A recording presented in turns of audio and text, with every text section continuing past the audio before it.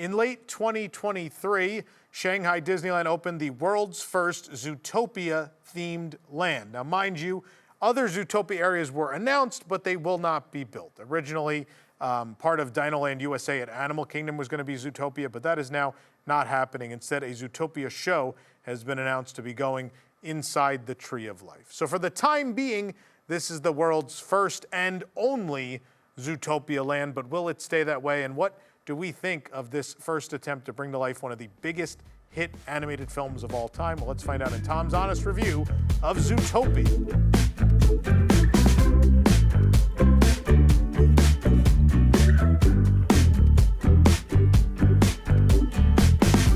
So yes, Shanghai Disneyland ended up being the first park in the world to have Zootopia attractions and a full-blown Zootopia land. What's interesting here is it is a land, but it is a land with one singular attraction. There is not a lot of substance here. Now, if you look on their website and you look at what's in the Zootopia land, honestly, it feels like there's more than there actually is. It turns out the several counter service locations they list, most of them are just either a service window, all of them are either just a service window or a tiny food cart. And that's all they are. And so the land is made up of this one mega attraction. There is one section of the street of Zootopia, of the area we're in, downtown Zootopia, where a puppet show of sorts happens. There are these three very small food stand / window locations. There is a store, and that's it. That's the whole land. So yeah, it is a land, but in actuality, it's basically a vessel to provide one more new attraction to Shanghai Disneyland, which desperately, in the past at least, has needed it. I don't know how well they're doing now. I mean, it was plenty busy when I went, but not, I don't know if it was busy to the extent it was the first time I went back in 2019, but it was certainly busy when I went this past summer. But for the longest time, we said they were doing so well that there definitely needed to be an expansion. There needed to be more attractions, and in this case, they've added one new attraction. Now, by the time we're filming this, another new attraction is on the way. They have that Spider-Man roller coaster coming eventually. But first, I just want to talk about the placement of this land. It is in a really weird spot. It is pushed way back behind Fantasyland. One entrance of it is up against the Winnie the Pooh area, which it's weird to have like modern day road signage next to a Winnie the Pooh ride. It's kind of weird. Also, consider, this is weird to consider, but the weird little Winnie the Pooh subland at Shanghai Disney has more attractions in it than the entire Zootopia themed land that is next door to it. There are two rides. There's Pooh's Honey Pot Spin and Many Adventures of Winnie the Pooh. Now, I'm not talking for the merits of either of those attractions, but there are two. And then the Zootopia full-blown land behind it has one. The other entrance is super weird. It's kind of behind Seven Dwarfs Mine Train, and it's this long winding road of nothing going all the way back there, and then there's these two giant gates, and then you're finally in Zootopia. Clearly the main intended entrance should be the one on the left, but what they're using to control crowds, they have an incredibly long maze of guardrails they've placed out in that alleyway. And then the main queue space right now to enter the land, because demand is high, they have put a temporary tent backstage. Now, in the past, I've been very mean to many theme parks that have done something like this, including Disney. But what comes to mind is Universal Japan. They opened Super Nintendo World, and the Yoshi ride, in order to have an extended queue, they essentially pop open a door in the middle of the queue that goes to an unthemed back alley, just gray walls. I think Runaway Railway for a minute at Disneyland did this too, and I hated it there too. We need to stop doing this. We need to stop putting extended queue space or thinking it's okay to use extended queue space in places that aren't themed when we're going into a themed experience. Now, here, we technically haven't entered the land, but we kind of have. What's weird about the tent is that thematically, the tent works. And it's in the dumbest, cheapest way. But I have to give them props because it does make sense. And I hate that I have to. But the tent is themed as if we have come in for we're about to attend the Gazelle concert. And so we're in what might be like the security or the waiting pen for the concert. which is a thing that happens in real life. I've waited in tents in order to enter arenas and stadiums for sporting events. That's a real thing. And so I hate it, but they put a couple banners up in that tent, and it makes sense. Again, it's not themed, and it's not great, but it is what it is, and people are waiting in it. But nonetheless, let's get into the real land. The real land is gorgeous. It is heavily detailed, and it is, I think the term is toyetic. It really is a big playground. There's so much to look at with kinetic movement and energy, and there's a lot of things to play with, which I love. I love when that makes it feel real. What lacks in Galaxy's Edge is the lack of, what hurts the land is the lack of kinetic energy and a lack of, the land doesn't feel alive. Zootopia feels alive in many ways. First and foremost, again, there's so much movement. Whether it's the hamster citizens, gerbil citizens, whatever they are, going to work, you see them going through there every so often that they'll pop out of the tunnels and they'll go back and forth and up and down and here and there. And that's really cool. You have there's the gym with the big glass window, and you could see on a treadmill there's a giraffe, and he's moving all day long, but then underneath him are small treadmills with the mice, and they're going too. And all day long, that movement and that energy is there. There's then doors you could walk up to. You could ring doorbells. You could hear things happening behind the doors. There's the polar bear. I don't remember his name. The polar bear security guy. He's standing at a podium somewhere looking at his phone. His eyes actually go back and forth. So it's a cool photo op, but he also feels like he's alive and he's there. There's the energy of the Times Square style billboards up on the high rises, up on like the highest buildings in the back. I think as one of the best show buildings I have ever seen, one of the best facades to ever hide a show building in theme park history is this Zootopia one. The act of creating an entire city skyline, and it doesn't feel like Toontown where it's so flat and it's okay in Toontown because you're supposed to be in the cartoon world. But it doesn't have that flatness to where you realize it's a mural. It really does at times look like there is a real city bustling behind all of that. It works really well. The way it scales from the building you actually enter, like the police station, and then going back into the skyscrapers, works really, really well. It's gorgeous, and at no point do you even really see the show building. There's no bad sight lines in this land, to their credit. They did a very nice job. Now, again, walking around, my favorite detail, one of my favorite details in any park ever was, it would have been enough to put the walk and don't walk, the crosswalk signs. It would have been enough to just have them, and every few minutes they change. We've seen that a million times. We've seen it at Hollywood Studios. They have the 1930 style ones where the stop and go, pop out of the side kind of deal. We've seen this a million times in theme parks. What I have never seen in a theme park is them be interactive. And so there are buttons.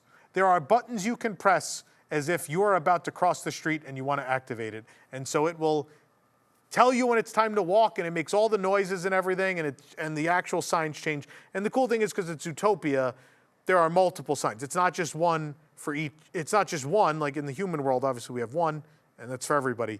But in the animal world, because animals are very different heights and sizes, there's multiple. So there'll be like one all the way at the ground level for the rodent citizens.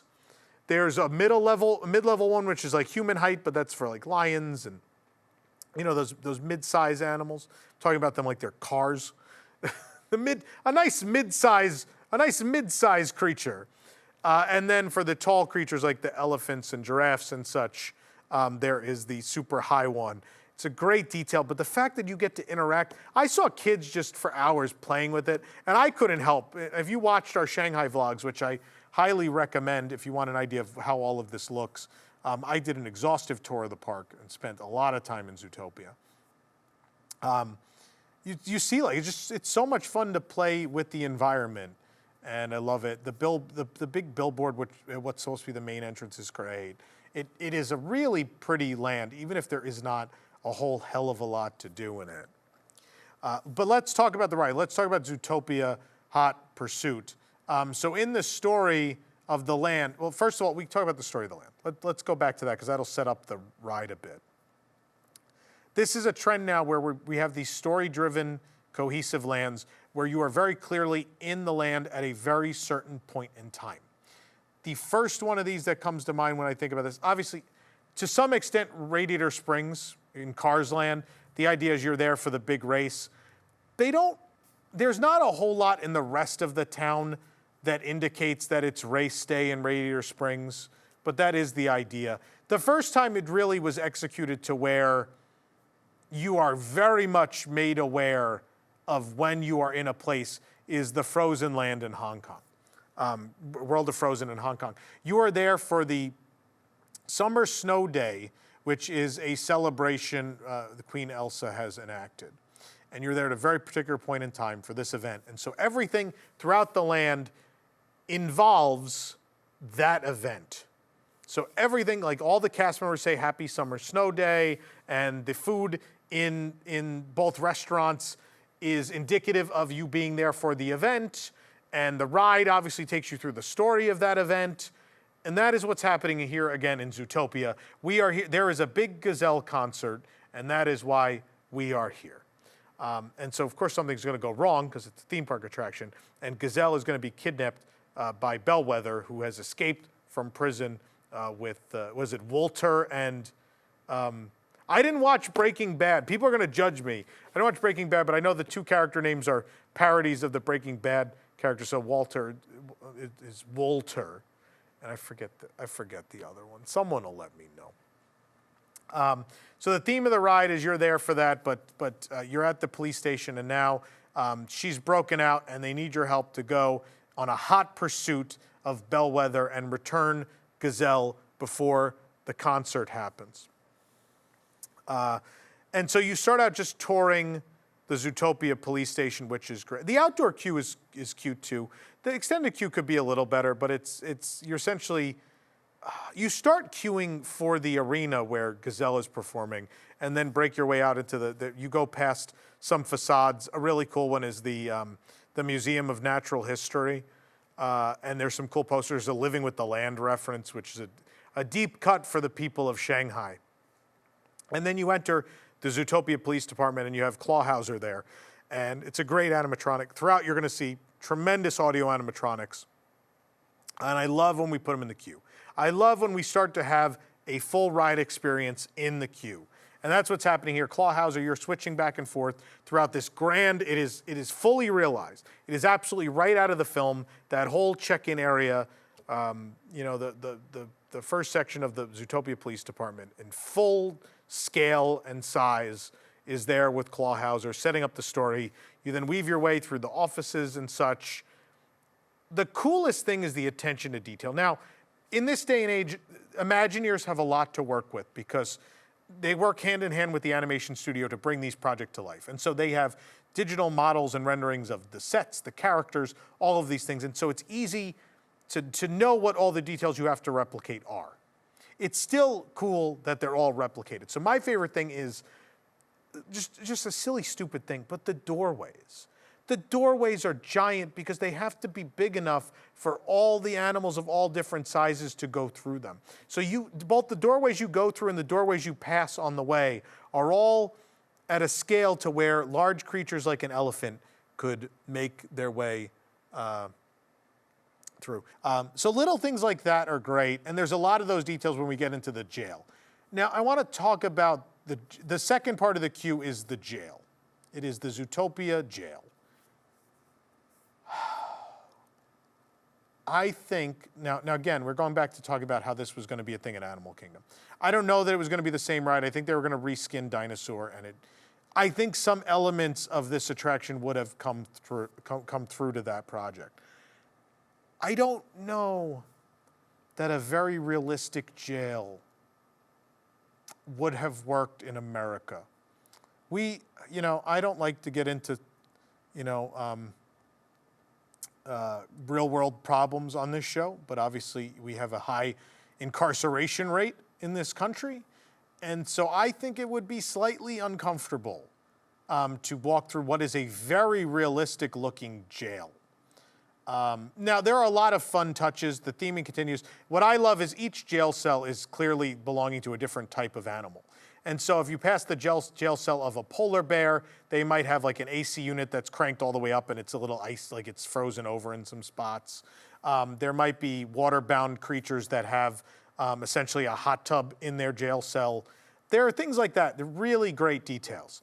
And then, you know, as far as building the story, it works really great because you pass Bellwether's cell and clearly a hole has been blown in the wall. You could see how she escaped. And you're kind of there when she escaped because in the air ducts and such above you, you hear them sort of clanging around in there as if they're making their escape, which is exciting. And then you come back to the police station and Chief Bogo is going to give you the rundown on how we need to go after these delinquents and bring them to justice and save Gazelle. But as far as the jail part, I don't know that would have been a great idea here. I wonder if they were going to skip that part, or if they would have just not had that as part of their queue in Florida. I'm wildly curious to know. But yeah, it's very, even though it's for animals and there's different scales and everything, it still feels very, in places, very realistic and made, I was like, yeah, I could see some people being uncomfortable with this and why it may not be the best idea. Either way, we continue on after Chief Bogo. We then have to proceed to the loading dock where we're going to get in our police vehicles, our pursuit vehicles, and go after Bellwether. What's really funny here, this load area reminds me so much of Dinosaur. So I don't know, it's a case of the chicken and the egg, right? I wonder if this was in development and someone's like, hey, this is also going to be the reskin of Dinosaur. So maybe if you can make like this concrete sort of parking garage area look as much like Dinosaur as possible, that would be great. Or if just someone designed it and then someone went, hey, this looks a lot like the load area of Dinosaur. So maybe that's a real cool idea to make that area Zootopia. Chicken and the egg, I don't know what came first, but there are some crazy similarities between the two load areas. I don't know. Even then, even once you progress out of the load area before you go time traveling in Dinosaur, that whole area, that whole load, unload, and into the first scene just feels a lot like Dinosaur. But either way, we get into the cop cars. Now, this is a trackless ride a la Remy's Ratatouille Adventure, Mickey and Minnie's Runaway Railway, Star Wars Rise of the Resistance, Mystic Manor, you know, any of those. Similar fashion. Now, I'm going to make a lot of comparisons and contrast a lot with Mickey and Minnie's Runaway Railway. For those that don't know, I hate Mickey and Minnie's Runaway Railway. And not just because it replaced the great movie ride. I hate it because all the things that are great about trackless rides, I feel like fail in Runaway Railway. I think there are opportunities for the cars to do cool things. Now, like the dance studio sequence is great because that's a great use of trackless technology. The cars break apart and you dance, and then, you know, there are moments like that where that makes perfect sense for a trackless ride. And there's other scenes like when you pass the tornado or the twister, and I'm like, why aren't we spinning all the way? Why don't the cars go all the way around the tornado? Wouldn't that be fun? We just we pass it and then we go on our way. And the other problem is pacing. Because depending where you're seated, it's not one of those cases like Pirates of the Caribbean where, oh, I missed some details, so I got to come back and ride it again. No, you miss important story details depending where you sit because the scenes are not properly timed to the sequence of the vehicles. And so if you sit in that, if you end up in the car that's the last car to pull into that jungle scene, you barely even see what happened. You just immediately are somehow going over a waterfall, and you don't have many an explanation as to why. And I don't want to hear, oh, it's because you're in the cartoon world. No, there still has to be some narrative. Like you can break all the rules of the real world, but the rules of storytelling still must apply. You must tell a competent narrative, and Runaway Railway just doesn't for everyone in every vehicle. Those problems are not present in Zootopia Hot Pursuit. It's really well done. I came in with low expectations. To tell you a little about me, Zootopia is one of my favorite Disney films of all time. Easily top 5, without doubt. Probably top 5 movies of all time for me. I love it so. I think it is a phenomenal film, not just for children, but for adults. It has a tremendous message, and it's really smart in the way it tells its story. And it came about at a time that I think was very important for that message to be shared. So I was super excited about Zootopia, but then once they're like, oh, it's going to be a trackless ride like Runaway Railway, then I was like, oh no, why? Like I don't like Remy's Ratatouille Adventure either. There are trackless rides I love. Mystic Manor, best Disney ride in the world right now, without doubt. Beauty and the Beast, Enchanted Tale, Beauty and the Beast at Tokyo Disneyland, one of the best rides in the world, no doubt. There are great trackless rides. Pooh's Honey Hunt, the originator, the original, the first. Tremendous attraction, still great to this day, wonderful. But with the more current iterations, I was concerned that we were going to end up with like Runaway Railway, and I was going to be sad that, you know, maybe the one shot in my life at seeing a Zootopia ride, it wasn't going to be everything it could be. And so I went in with very low expectations. I will say there are moments where it definitely relies on projections and screens, but the sets are gorgeous. Unlike Runaway Railway, where I think there's some sets where I think the 2.5D, as they call it, in Runaway Railway, the attempt to be a cartoon backdrop just leaves things feeling flat and cheap, and they don't feel intricately detailed, which is what Disney is known for. As opposed to Roger Rabbit's Cartoon Spin, which is the opposite, where the sets are intricately detailed, but we are in the toon world. I think that's a better example of what the toon ride should be rather than Runaway Railway. And in the case of Zootopia, the sets are all intricately detailed, oozing they just look expensive. They're beautiful sets. Now, there are moments that rely on screens that are not my favorite. There is a scene where you pull into a train and you kind of watch the action out the side of a train car, and it's like, did all of our cop cars really pull into this train? And okay, I guess so. And there are projection dome moments where they work, but they're projection domes, which are not my favorite.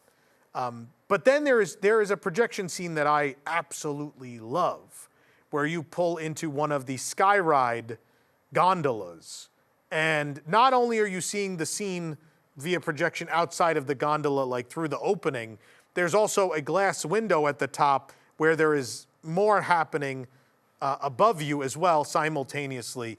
And I think it is a great use of breaking the four cars off and send them into like little pockets and letting them experience a separate show and then coming back together. This is the premiere version of that. Like, it's not bad on Remy when they do the little chase scene where you break off to go do the chase. That works perfectly fine. Railway, I hate the waterfall one. I think it's just so silly. It does not really explain what's happening. We'll just kind of, and then just all veer into a weird dome room. This one, it's explained well and it's super themed because they physically built the Skyride gondola around you, and then the projection is beyond it. So you don't, what I love about this is finding ways to make the experience seamless, to not show people the top and bottom or the sides of a screen. And this is a great way to do that. Even that, for as much as I don't like the train chase scene, it does the same thing where because I'm looking out of the side of a train, I don't see beyond, you know, the top, bottom, and left and right. And so it works well because it's at least immersive. You've at least hidden, you found a way to hide the things that'll take me out of the experience.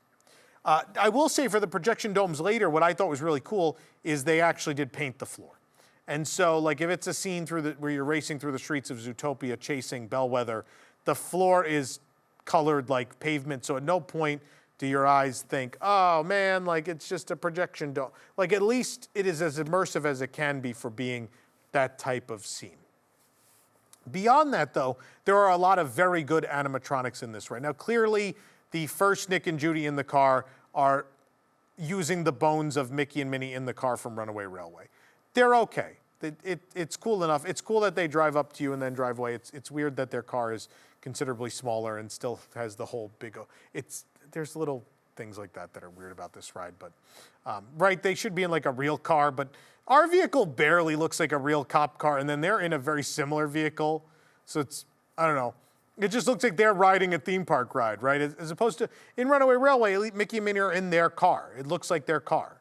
As opposed to this where it looks like they're in a miniature version of the ride vehicle and not a real cop car, which is a weird moment. But then the other figures throughout are great. especially at the end with Gazelle. The Gazelle figure performing at the end when we get to the concert, when we've successfully rescued her. I love that scene. The hips. Here's the thing I never thought I would say in my entire career covering theme parks, but that animatronics hips do not lie. It's a spectacular figure. It's a really cool ending. And I love at the end we get the goodbye from Nick and Judy after they've succeeded at their mission. We get the nice little goodbye. The animatronics are great. It does rely on screens a lot, but I think they make it work. My favorite projection thing is when we go to the Rainforest District. When we first pull in, Nick and Judy are projections, but it's masked in such a way that it's almost hard to tell. If it wasn't for how crisp their movements are, you wouldn't know that it's a projection, because it's one of those clear projection surfaces, and it's hidden well by having a number of like staggered trees. And so clearly the screen is attached to this set of trees and hanging down from it, but then there's another set of trees kind of overlapping. So it's really well masked, and I think it works very well. So I will say this, my expectations were low, and I think in the end I was blown away, because it is a much better entry than Runaway Railway. It still isn't an E-ticket. It's a solid D. I think the way people feel about Runaway Railway, the people that really like, not Runaway Railway, the people that really like Remy's Ratatouille Adventure, I think the way they feel about that is the way I feel about Zootopia, where I think for what it is, it's really enjoyable and fun, and I would do it every time I go to that park. I don't like Remy that much because I wanted more physical sets. This, to me, goes where Remy should have. There are a lot more physical sets in this, and so it doesn't bother me so much that there is a lot of projection, because they did build a lot of really good sets. I think if there were one or two less animatronics, I'd feel very differently about this ride, and I'd feel more the way I do about Mario Kart at Universal, where they built gorgeous sets and an incredible queue, and then the ride is just lame. Super, super lame, because there's nothing real, there's no tangible animatronics or cool things like that to look at, other than the stuff in your silly headset. Yeah, I think it worked really well. It's a solid D ticket.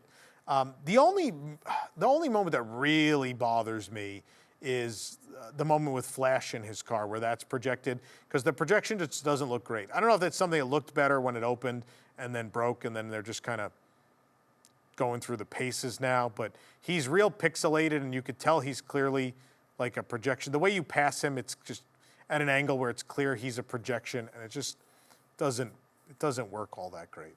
But it's a really fun ride. I like it a lot. I will definitely do it every time I visit, even if I was a local, because I don't go to Shanghai very often. If I was a local, it would still be a thing I would do every time. Like if it was at Animal Kingdom, I would probably do that every time I visited Animal Kingdom. But alas, it will not be in Animal Kingdom.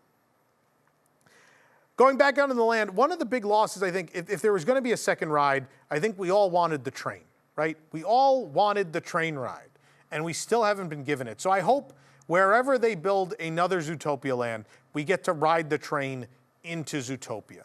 There are moments in films where characters ride vehicles, and we all go, oh, that'd be a great ride. And the train going through all the different districts of Zootopia is one of those moments. It's like the Hogwarts Express, where you're like, yeah, it would be great to ride the Hogwarts Express. It would be great to ride, even if it was all projection, it would be really great to ride the train to Zootopia. I hope someday we get it. All we get in this land, again, adding to the kinetic energy, though, the train station is in the back corner, and they've elevated the window nicely, so no matter where you are, whether you're eating at Jumbo's or not, you can see the train. You see animal characters walking by, and like they're on the train platform, standing there, and then the train comes and they get on and characters get off, and the train leaves, and there's nice loud sound effects, so you hear it and you kind of feel it. It shakes a little. There's some rumbling. And it, again, world building, tremendous world building. The store was smaller than I thought it was going to be, but there's some cool story in there, like the Fashions by Frou Frou section has a lot of detail. There are all these catwalks as if, a rodent-sized character owned the shop, and also as if there were, a section of the store for smaller patrons. It's all up above you. So tremendous detail. The merchandise is very cute, as you could tell. The popcorn bucket's pretty cute. I'm sure they'll come up with better stuff too. Food and beverage is, there's not a lot, but what they do have is tremendously themed. It was so cool to have a popsicle. It was really cool to go to a stand that looked like a popsicle stand from the movie and get a popsicle, and you open it and it looked like the real thing, and to have that, and it was super hot, so it was a perfect time to get it too in the summer. That's the magic of these lands themed to single IPs, is that immersion you could provide. The magic is when there are movies that actually provide, like, this is how people work and live and play and eat. And then you can replicate that all in a land where people can go eat and play, and you can relive what it would be like to be in your favorite movie. And to sit there and eat a popsicle was a magical moment for sure. Another magical moment was when I bought the giant elephant pop thing. I mean, I ate it back at the hotel, but still, just the fact that someone handed me a popsicle that was twice the size of my head. The wood stick weighed 1.5 pounds, just the stick for it. That is incredible theme. That is immersive. That's what makes us want to spend money. If you're on the business side of this, man, I can't wait to throw my money at something like that's. One of my favorite pictures from my trip is me back at the hotel about to eat that stupid big popsicle, and just me laughing so hard at looking at the size of it compared to my head. You make really cool memories that way. Like, that's the magic of Disney. Disney can do things that seem like they would never happen out in the real world. And the things that never seem like they'd happen out in the real world is, you know, the stuff from your favorite animated movie coming to life and being something you could actually eat. And something you could hold, something that could become tangible that you could hold and experience. That there'd be no reason for it to be made in the real world. But now here's the reason. It's because it was in a movie, and now you can take it and eat it or take it home with you. It's pretty magical. I won't get into food reviewing too much. If you go back and watch the vlogs, I try all the food in the vlog series. So go check it out if you want to watch me eat the ice cream. They had a really good ice cream sundae. And the flavored popcorn was outrageous. The food and beverage was good. Not a lot of it, but what they did have was very good. But again, I want to end talking about the land itself and the placemaking and the story. I love, there's like a nocturnal district. It's on the way to the bathroom because the bathrooms are set in, and so it gets a little dark in there, and it becomes like a nightclub district. There's actually a nightclub window where you'll see animals dancing all day and night. There's so many little fun details like that. There's a little like sushi shop, and there's so many little businesses to go seek out and find, and there's little details there that are worth, there's a payoff, right? It's the John Hench thing where there are layers to it, where John Hench said, okay, well, there's the wide shot, the medium shot, and the close-up. And so the wide shot, you get the whole sprawling cityscape of Zootopia. And then the medium shot, you could start to make out the ads on the billboards. You can, hear the sounds of the train. And then you get the tight shot, you get the close-up, where you walk up to a doorway and you realize next to it, there's a little doorway for the rodents to go through. Or you realize next to the human-sized vending machine, there is a mouse-sized vending machine. When the coolest thing, the bench. The giant bench. I don't think we'd ever put it in America because we'd be so afraid people would litigate if they fell off of it. My favorite thing is there are normal human-sized benches, there are mouse-sized benches, and then there is the big bench. It's huge. You have to jump up to get up there. It's like an elephant or hippo-sized bench. And people sit up there, and then there are rodent-sized cars parked under it. And it's sitting there in a land, and its only purpose is for photo ops, and it's fantastic. I mean, also storytelling, right? There's so much of that in this land, and I adore it. And I'm so jealous that we're not getting this at Animal Kingdom, because I want all of this at home. I would love so much to grab a popsicle and just walk around for hours and enjoy the music and the ambiance and just everything about it. I will say, music-wise, there's some weird stuff. A couple of the songs from the Nomad Lounge loop make up the background loop in Zootopia. It's really odd. And real quick, I want to say the puppet show that takes place in the buildings where the windows open and such is very cute.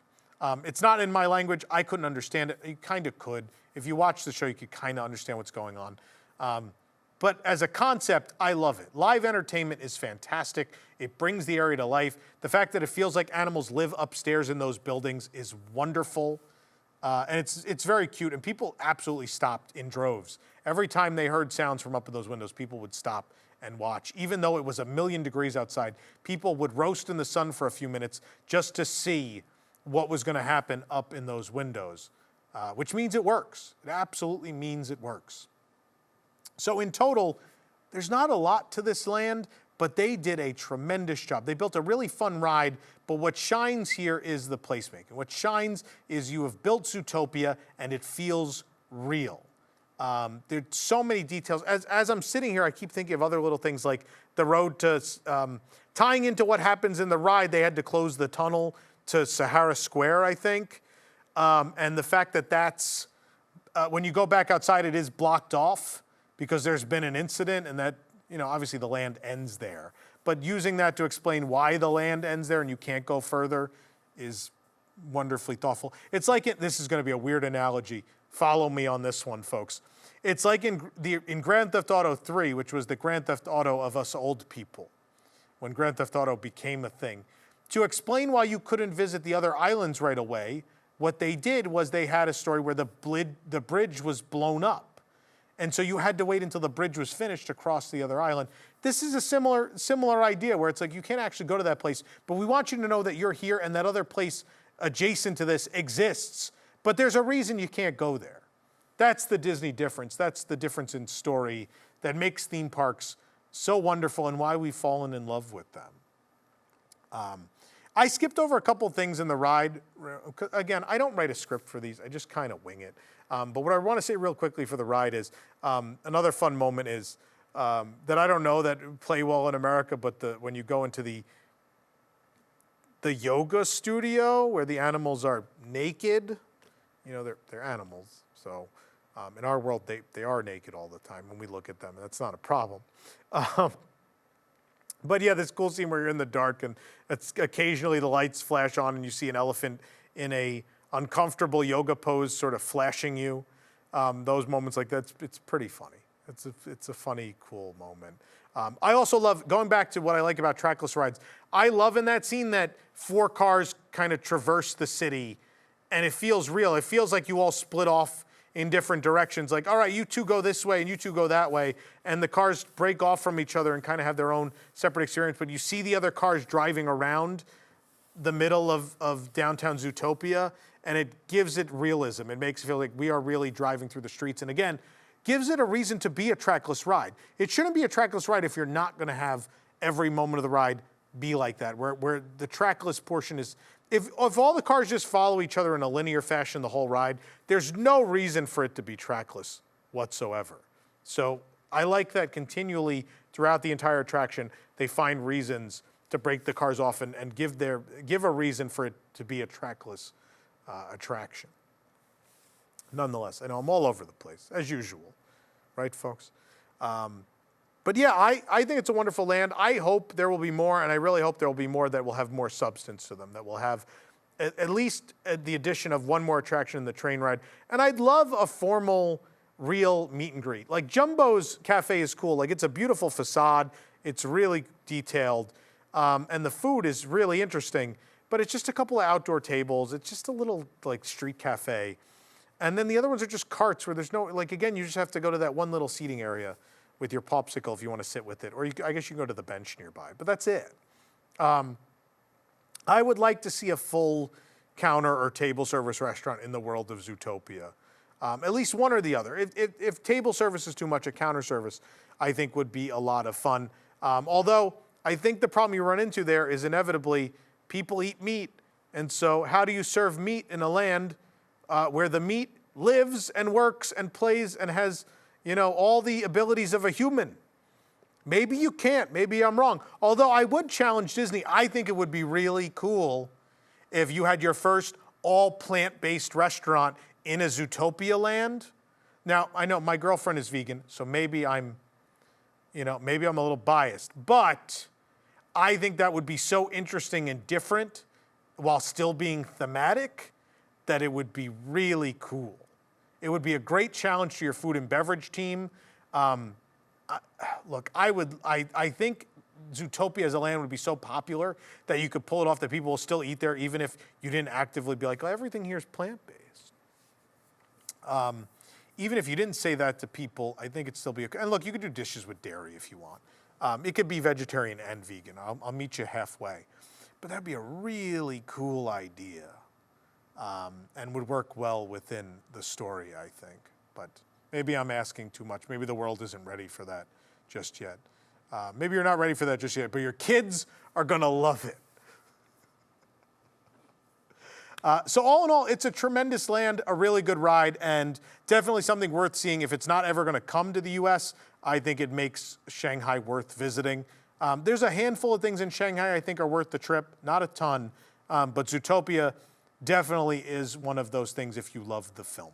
So those are my thoughts, but I certainly hope Imagineers get to revisit the idea of Zootopia attractions and lands, more so than just the Tree of Life show, which I'm really not looking forward to at Animal Kingdom in the not too distant future.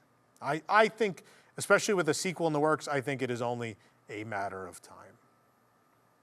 If you enjoyed this honest review, please hit the like button and please subscribe. If you want to support this show and others, you could join the WDWNT Inner Globe Society at patreon.com/WDWNT. We thank you for watching. Remember, Zootopia is a place where anyone could be anything.